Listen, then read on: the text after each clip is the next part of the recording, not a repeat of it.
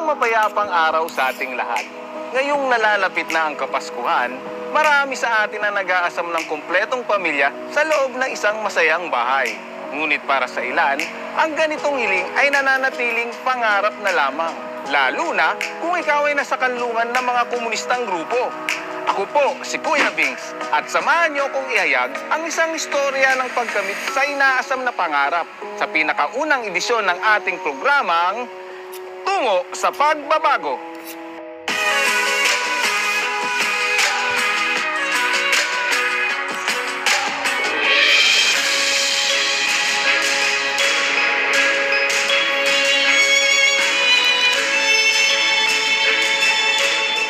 Sa tahanan lahat nag-uumpisa. Sa tahanan namumulat mula sa kamusmusan.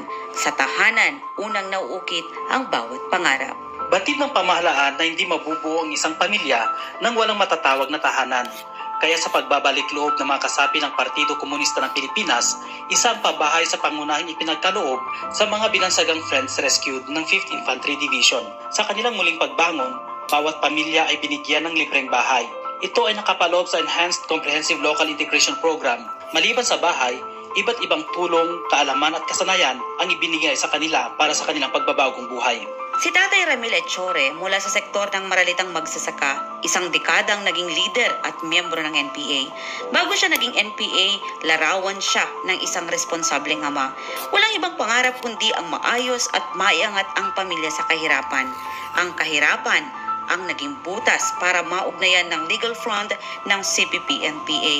Taong 2012, siya ay naging ganap na kasapi ng NPA at kinilalang si Kapapi at naatasang gumawa ng pampasabog laban sa tropa ng pamahalaan. Simula nung 2012, talagang mahirap siya kasi lahat ng kontaat sa pagkain, mahirap mahati-hati para makakain tayo lahat. Lahat ng hirap, lalo na kung tag-ulan, talaga danasin mo yung basa, palakad-lakad na walang direksyon. Hanggat nung binigyan ako nila ng trabaho, tinutunan nila ako na gumawa ng IED. Sa dami ng improvised explosive devices na nagawa ng teroristang grupo, hindi na rin mabilang ang nawasak na tahanan. Sa loob ng 10 taon, kabundukan ng Sierra Madre at silong ng mga matatayog na punong kahoy ang kanyang naging tahanan. Sa 10 taon, 2 beses niya lang nadalaw ang kanyang pamilya. Isang araw napagtanto ni Tatay Ramil na walang makakapantay sa ligayang dulot ng pamilyang masayang namumuhay.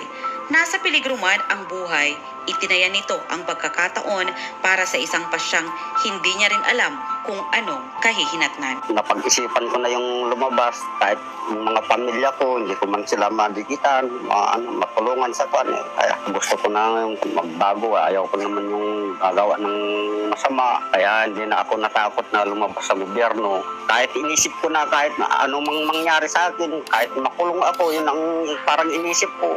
Hindi ko kinakatakutan yung lumabas. Talagang hinandaan ko na yun sa isip ko. Kaya tumakas na lang ako para sumuko sa gobyerno. Sa pagbabalik loob ni Tatay Ramil sa kandungan ng pamahalaan, unti-unti niyang nabuo ang kanyang sarili at pamilya. Hindi siya nagkamali sa kanyang desisyon. Napagkalooban siya ng benepisyo mula sa ICLIP. Sa tulong ng 95th Infantry Battalion ng 5th ID, isa ng ganap na sundalo ang isa nitong anak. Hindi may tatago ang tuwa sa mata ni Tatay Ramil nang natanggap niya ang libreng bahay na naging tahanan bilang isang pamilya. Nahanap niya ang bagong tahanan at kapanatagan sa binansagang Pag-asa Village ng San Mariano, Isabela. Ipinagkaloob ng San Mariano Municipal Task Force to End Local Communist Armed Conflict ang lupang tinirikan ng bahay habang ang konstruksyon nito ay mula naman sa National Housing Authority. Nasa 48 unit ng bahay ang ipinagkaloob sa mga Friends Rescued, kasama na ang titulo nito. 48 units yung area na yun. Nakuha ko sa NHA, binili ng LG Lote, inabutan naman ng LHAT, 48 units ang binili ko. Nai-award yan, pati titulo ko sa LHAT. Sa ngayon, malaya na rin si Tatay Ramil na kumikilos. Ang kanyang gulayan ang nagsisilbing pandagdag sa kanilang pang-araw-araw na pangangailangan. Nagkaroon na rin siya ng sari-sari store. Ayon kay Tatay Ramil, bangungot para sa kanya ang panahong naging NPA siya. Aminado pa si Tatay Ramil na nagamit lang siya sa mga huwad ng pangako ng CPP-NPA. Kung tatanungin kung may puwang pa sa puso niya ang dating grupo, Ayaw ko na talaga kasi nasubukan ko na yung hirap. Mas gusto ko na dito yung ganito na malaya, maayos na yung pamilya namin kasi naipon-ipon na kami eh. Ayaw ko na mahiwalay pa kami. Nanindigan naman si Major General Audrey L. Pasha, commander ng 5th ID, na dalawa lang ang patutunguhan ng mga kasapi ng CPP-NPA.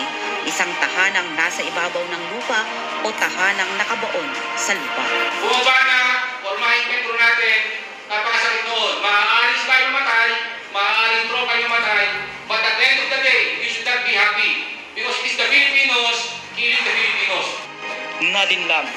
Nakibaka laban sa pamahalaan, nabuhay sa kasinungalingan at naging biktima ng hod na revolusyon.